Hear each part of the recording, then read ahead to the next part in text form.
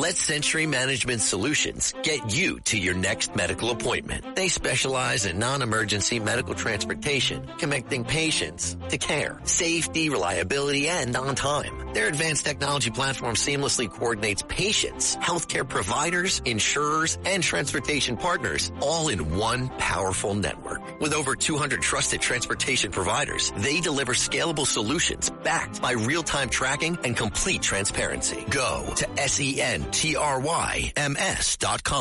Yes, we are. Oh, wonderful. He's back with us. General Blaine Holt, U.S. Air Force retired, one of the most accomplished aviators in America, and it's a pretty exciting moment.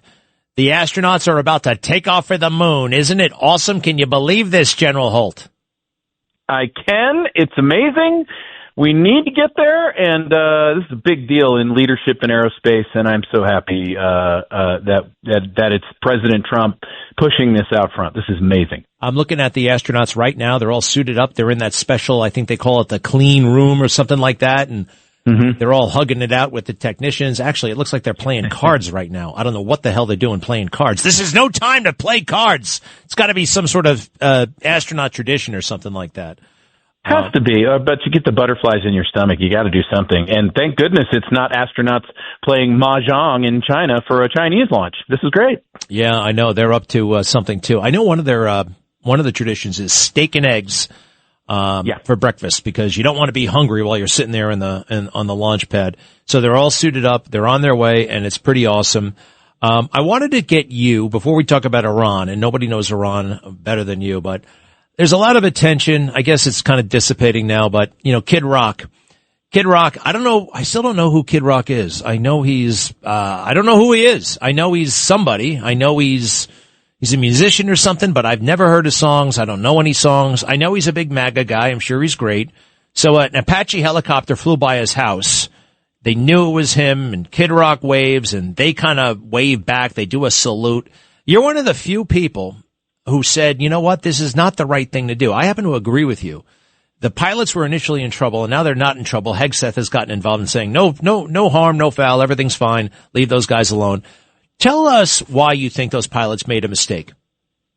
Yeah, it's a thing that we call, as aviators, Greg, flight discipline. And who wouldn't like to go strap a military jet to their butt and go do a flyover at their house, or for their grandparents, or for Ted Nugent, in other words. But unfortunately, it's those types of things that are links in the chain that lead to accidents later, because the flight discipline is not there. We have to be professionals, and that's what America expects of us. And we're flying around in awfully expensive, high risk equipment that the taxpayer expects us to be very judicious with and only take risks where the mission demands it, which we do plenty of times. And so, no slight on Kid Rock. He's great. I love how he comes out and does the USO tours and supports our troops all over the world. He's been awesome at that. And then the only other part I would say is, dear Secretary Hegseth, I understand your desire to protect and shield these aviators who just lost their heads for a little bit. It doesn't mean that they're terrible people. They're great aviators and pilots, and they'll recover. But let their lieutenant colonel commander deal with that. Let their battalion commander deal with that. That's lieutenant colonel business, and it should be. Yeah, and it wasn't like these guys were going to go to jail. I mean, there was going to be some sort of discipline. And Pete Hegseth doesn't know what it's like to sign for an aircraft. And oh, by the way, Kid Rock did make it awfully political.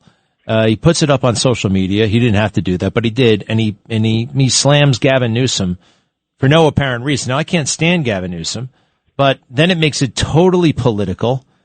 And these guys can't be doing political stuff. And tell us why that is. Yeah, for very good reason, we want our military professionals to be apolitical. They should, just remember, how mad were we when our Marines were used as stage props in that dreadful speech that Joe Biden made in front of Independence Hall with red lights everywhere. It looked really satanic. And there's that poor Marine sitting there with a gun looking like a stage prop. And we don't want our military used and abused that way. And we also don't want to send a message to our forces that, hey, whatever your political leanings are, that's who you defend in this country. No. You defend the whole thing. The communists right on through to the kill a commie for your mommy conservatives. You have to protect them all. And that's what we expect as a nation. And so using that Apache in that political way, it's inappropriate. Now, look, Kid Rock is a citizen, but the Apache unit should have never have gone for that. And the other thing is, and I just really respect this about you, and quite frankly, I kind of learned it from my dad. I like to think I have some of this in me. Sometimes leadership is not popular. Doing the right thing may not be popular with the troops, with the soldiers, with the Marines, with the media, with you disappoint a lot of people in leadership. And leadership there's a loneliness to leadership because you don't always do what's popular. They call it a burden for a reason, but if it's done right, it's very enjoyable. Whenever I had a commander's call as a Lieutenant Colonel C-17 commander, if I knew that I was just about to release a policy that was wildly unpopular, I would always start with the words, "Now you all are not going to like this, so buckle up." But here it comes. Okay. So look, you called this Iran war. You've been spot on about everything. Where are we right now? How is this going to play out? What's happening right now?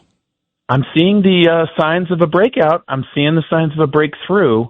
President Trump is definitely confirming he is negotiating with an element in Iran that probably figures to be the next leadership. And his terms are very clear. Get the straits opened up, which essentially means you're going to have to knock out what's left of the IRGC resistance. And then we'll depart. And I'll be helpful. And helpful means you need an A-10 over Tehran covering you? You got it. You want a bomb over here in Isfahan? No problem. 30 minutes or it's free. But you're going to take your country now. We're going to have free and clear straits. And then President Trump is going to have to deal with the very recalcitrant heads up their butts, Europe. How do we deal with how does the strait reopen? I feel like it's almost artificially closed. How do you see those things? Well, why is it closed right now? Is it really closed? And what's going to happen going forward? Well, I'm so glad you said the word artificial, because in its 337-year history, Lloyd's of London has never denied coverage during times of war, yet they do so now.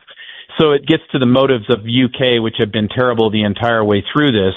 And now that the Houthis are exhibiting signs of getting back in business, is it Lloyd's intention to shut down the Suez as well?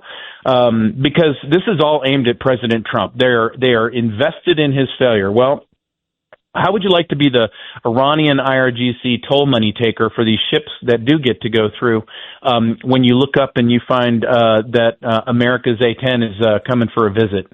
In other words, we're going to help them bust these straits open, but ultimately this is an Iranian problem. They're going to do that. And then I think they're going to open the doors to us and say, welcome, come on in, help us get our country stabilized. By the way, the uranium's over here. If you could kind of help monitor the straits for us, we would really love it. And we're ready to be a part of the international community. And no matter what happens from here on out, Greg, there's no more nuclear threat from Iran. That's gone. That's done. So now let's look at the European war with Ukraine, Russia. So Keir Starmer and NATO, you blew all those munitions, you blew all that money. What have you got to show for it so far besides a third of a country destroyed, 2 million people dead, a third of its population on refugee status? Because President Trump, in just about a month's time, has eradicated a nuclear threat in the Middle East. So let's go ahead and compare notes. All right, real quick, that thing about Lloyd's of London. Lloyd's of London is that very prestigious, ancient insurance firm, and they'll insure everything from the space shuttle to your kid's Little League game. But you're telling me for real, they've never canceled an insurance policy because of war until now? Yeah, 337 years straight record. 337 years. So when we start to think about the City of London and the financialists and the globalists, Greg, that's what this war is really about. And President Trump has taken them on. And you know what? He's taken them on in the name of personal liberties and sovereignty, and it's no different than the fight that we had in our hands in 1776. So 250 years of America, and maybe we're finally going to finish the British Revolution or the American Revolution. All right. So, wow, that's amazing. So, wait. All right. So they are not insuring us because they hate Trump, because they want to stick it to America? I mean, like, what? They want to see him fail. The globalists have been betting on both sides of every war forever. Where do you think the Ayatollah came from? He didn't just wake up one morning and saying, wow, we've got an 8% minority in Iran. I should really leave France and go run that place. The intelligence services of England and France put him in there only because their other guy, the sock puppet known as the first Shah of Iran, didn't play ball when they put him in 52 and started prosecuting British Petroleum. That was against the deal. So here comes the Ayatollah. Now you're an Islamic Republic. They're not even Islamic. They only have 8% Islam. It's mostly Zoroastrian, Christian, and Buddhist. And so a rising Iran, that changes the deal. That hurts the globalists something fierce. We're going to go to the Abraham Accords, not the next iteration of what Chatham House wants. Wow. All right. Okay. Last thing, the Straits of Hormuz. What if it plays out like this? We take out all the missiles. You know, we're pretty confident that going forward, they're not going to be exporting terrorism.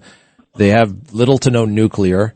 You know, mission accomplished. We're going to stop bombing now. And if you guys want to keep that strait closed, you know, I guess have at it, but, we're done here. That'll affect your economy. You know, they'll have to open it up, right? They'll have to open it up, not just because they don't like paying $30 a gallon in Germany for gas, which they are, that UK has no more jet fuel because they got their last shipment. They're going to have to open it up because famine will be right around the corner if the planting season in Africa does not see the fertilizer stocks come through. Wait a minute, China's got the same exact interests and their oil interests, so you'll be pulling the Chinese Navy in. So it's Europe, you know what, you're going to fix this, and if you don't fix it, get ready for the gas problem, get ready for the famine problem, and maybe you should end that war in Europe. Hey, as we say goodbye to Blaine real quick, I am watching, and it really is cool. They've got some very neat traditions there. The astronauts in their spacesuits are walking out to the vehicle. They're on their way inside to the vehicle that's going to take them to the launch pad. And this is the same exact facility where all the astronauts, they used it during Apollo. They're walking the exact same path that Neil Armstrong, Buzz Aldrin, Mike Collins, and all the others. It's so cool.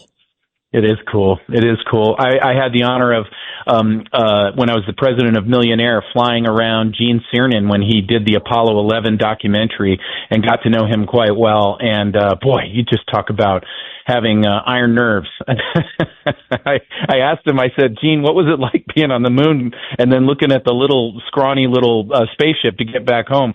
What were you thinking? He goes, I was thinking I'm not going to make it home. That's so amazing. And I did not know that about you and Gene Cernan. Gene Cernan said something very profound in that movie. He said, you know, in life, you got to do what you want and go out and make it happen. And he said, I'll never forget it. I walked on the moon. What can't you do? And There was something very, very inspiring about that for me. You know, for all the little challenges we have, this guy who was he was good, but he wasn't, you know, he's American. He could relate to him and he got to go to the moon, and don't let anybody impose limits on you. Well, I love that about you, Blaine. Man, you knew Gene Cernan and so much else. Thank you, Blaine Holt. How do we watch your content and how do we experience the Blaine Holt, experience? Please come to dangerousintellectuals.com. I'm running a once-a-week podcast there. It's audio, and it's doing great, and I really appreciate the support. And then Newsmax, I'm always there, and I'm on newsmax.com Insiders, where I write a weekly column. All right, Dangerous Intellectuals. Dangerous Intellectuals. What a great name. Blaine, we thank you. General Holt, carry on. Thank you, my friend. You bet, sir. Let me tell you about ProHealthConnect.com. It's transforming healthcare payments, providing retailers a seamless process for over-the-counter and healthy benefit programs. By connecting retailers, health plans, and payment processors, ProHealth Connect creates one powerful, unified network. They empower independent grocers and pharmacies to accept health benefit cards without changing how they do business. With over 10,000 locations nationwide, helping more than 1.3 million people access the care and nutrition they need. Go to ProHealthConnect.com.